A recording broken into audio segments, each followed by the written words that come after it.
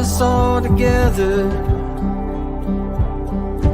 Lord, we gather in your name as children of a sovereign God. Forever we proclaim, to God be all glory. Good afternoon. How you doing? It is Sunday, September the 15th, 2024, and welcome to episode 77 of The Thinking Theologian as we continue our journey through the scriptures. So today we were in Daniel chapter 4 through 6. The title of today is Your Reputation Matters. The focal scripture is in Daniel 6:5, and this is what it says. It says, "Then these men said, we will never find any charge against this Daniel unless we find something against him concerning the law of his God." And so we can just see here from the beginning of what's going on is that how people view us matters. Now, sometimes their view of us is skewed for whatever reasons. There's different scenarios going on where they just have a different mentality of things that are going on, but often it comes from a reputation. And usually our reputations precede us. You know, we all have a reputation. Either it's going to be a good reputation, a bad reputation. Something's going on is how we handle situations, how we handle certain things. I've been around leaders who have a reputation of no matter what's going on around them, they're calm, cool, and collected.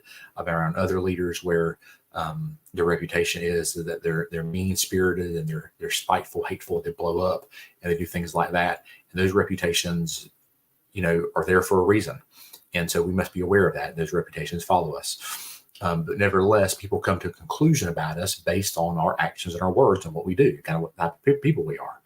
Now, decisions will be made on our reputation. What that means is that people will make decisions about us and the places we represent because of the reputation that precedes us.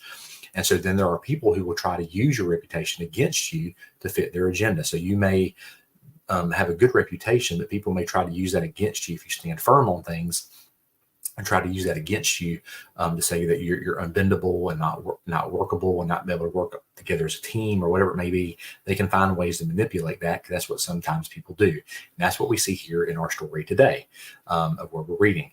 And so what will happen is we see in Daniel 4 through 6, we see that Daniel again was called to interpret a dream. He interpreted it well, and he was rewarded for it. But other people were jealous of what was going on. And so what they did was they convinced the king at the time to come up with a law that if anybody worshiped any other god except for their gods or this particular king, that they would be thrown in the lion's den. And so here what they say about Daniel is that the only way they're going to get him in trouble is this way. That then these men said, we will never find any charge against this Daniel. So they're saying, hey, his reputation, he is so good at what he does. He's just a good person. We're not going to find anything against him because he's not going to do anything wrong. But what we will find is something against him concerning the law of his God. So they knew that he was going to pray to God. He was going to do what he needed to do, regardless of what other laws or edicts were given away by any other king. And so that's where Daniel finds himself. And we know because of this that the king was so distraught because he really liked Daniel, and Daniel was a good leader, is that he ended up was trying to find a way to get him out of the situation. But because he signed the law, because he worshiped another god like he was supposed to, these people were looking for it. So they used, even though he had a good reputation, they used his reputation against him to try to get what they wanted. And people will do that sometimes. But it still matters to have a good reputation regardless of the consequences. And so Daniel did the right thing. He prayed. He was like, I'm not going to turn away from my God, what he's asked me to do. He was thrown in the lion's den. The next morning, the king came in. He was fine. And then all the people who conspired against Daniel, he threw them all in the lion's den. And not just the men, but their family, their children, everybody else was thrown in there. And they were destroyed because of their sin and what they were doing. And Daniel was even elevated even more. And so where I want us to really get to the application part of this is that what is our reputation like? How will people describe us? What was going on? And do people know you as a Daniel? Are you firm in your faith? And what I really want to talk about is your reputation as a believer.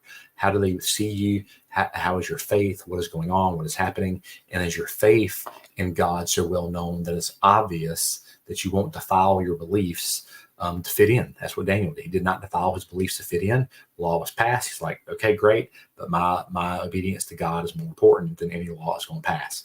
And so, and if you're not that type of way, I pray that you will seek the heart of God to get rid of anything that is stopping you from having that type of reputation. Now, you may have a bad reputation, but you don't have to stick there. And the way you can get there is by making good biblical choices to stick to the character of God, of who he is, and to understand that if you serve him, that bad things, you may be persecuted, things may not go your way, all that, but people will know that you're a person of the faith. And that's what we're really talking about, is your reputation, a person that's a person of the faith that will stick to God no matter what's going on around you, and you won't bend that belief system to fit into anybody else. And so be like a Daniel and face your critics with confidence, because people are going to criticize you. They're going to try to come after you. Build a godly reputation, not for your glory, but for God's glory, because that's why we want a godly reputation. Is not for us to be lifted up, but for God to be lifted up, because that's who what we're doing. Because they knew his reputation was solid because of his faith in God, not because he himself was trying to get seated glory.